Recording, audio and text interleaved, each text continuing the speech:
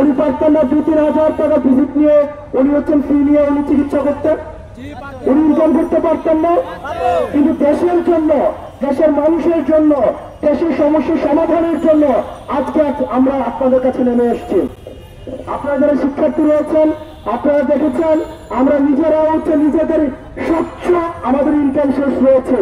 রাজনীতি করে টেন্ডারবাজি করে আমাদের চলাফেরা করার কোনো প্রয়োজন নাই। প্রিয় চট্টগ্রামবাসী, আমাদেরকে প্রশ্ন করবেন এবং যোগ্য নেতৃত্ব নির্বাচন করবেন। গত বছর নির্বাচনে একটা ভোটের দাম কত ছিল? কত ছিল?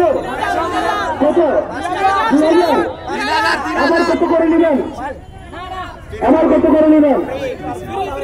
আমাদের দেশের নেতারা রাস্তার টাকা খেয়ে চরবাজি করে, আমাদের দেশের নেতারা গরিবের সম্পদ লুণ্ঠন করে, আর আমাদের দেশের ভোটাররা ভোট বিক্রি করে দেয়।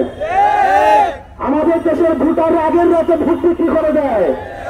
আপনার যোগ্য নেতৃত্ব নির্বাচনের পূর্বে আগে নিজে যোগ্য ভোটার হওয়া উচিত। আমরা কি 1000 টাকা দিয়ে ভোটটা বিক্রি করবো? আমরা কি টাকার বিনিময়ে ভোটটা বিক্রি করবো? আপনারা এখানে যারা শিক্ষার্থী রয়েছেন, আপনার বাবা, আপনার মা, আপনার পরিবারের দায়িত্ব যিনি রয়েছেন, উনি যদি ভোট বিক্রি করতে চায় ওনাকে আপনারা প্রতিবাদ করুন। ওনাকে বলেন আপনি আজকে 1000 টাকা দিয়ে ভোটটা বিক্রি করছেন, টাকার কাছে ভোটটা বিক্রি করে দিচ্ছেন, 5 বছর ওই নেতা আপনাকে নির্যাতন করবেন। সেজন্য একজন যোগ্য নেতৃত্ব হাজার থেকে একজন যোগ্য ভোটার হওয়া আমাদের প্রথম প্রয়োজন। এজন্য আমাদের সবাইকে সচেতন হতে হবে। আমরা যদি নিজেরা সচেতন হই, নিজেরা যদি ঘুষ না দেই, নিজেরা যদি দুর্নীতি না করি, তাহলে আমার নেতা কখনো দুর্নীতিবাজ হতে পারবে না।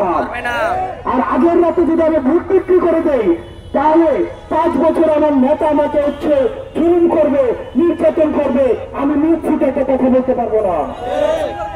সেজন্য আমাদের নিজেদেরকে আগে সৎ হতে হবে এবং আগামী নির্বাচনে যারা যোগ্য নেতৃত্ব তাদেরকে আপনারা ভোট দিবেন। যদি দেখেন এনসিপি থেকে কোনো যোগ্য নেতৃত্ব নাই, আপনাদের ভোট দেওয়ার প্রয়োজন নাই। মার্কা থেকে ভোট দেওয়ার প্রয়োজন নাই। যে আপনার সেবা করবে তাকে আপনারা ভোট দিবেন। যার জাতির কাছে কমিটমেন্ট রয়েছে, দেশের কাছে কমিটমেন্ট রয়েছে, আপনারা তাদেরকে ভোট দিবেন। আপনারা ভালো থাকবেন, সুস্থ থাকবেন। আপনাদের সাথে লড়াই সংগ্রামে আবার দেখা হবে। ইনকিলাব জিন্দাবাদ।